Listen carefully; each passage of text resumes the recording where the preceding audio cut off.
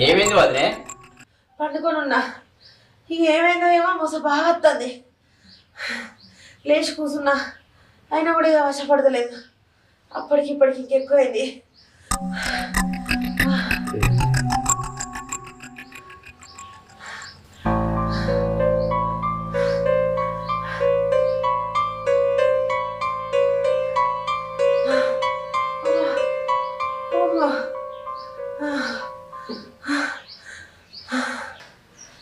మంచిగా చూడతాం.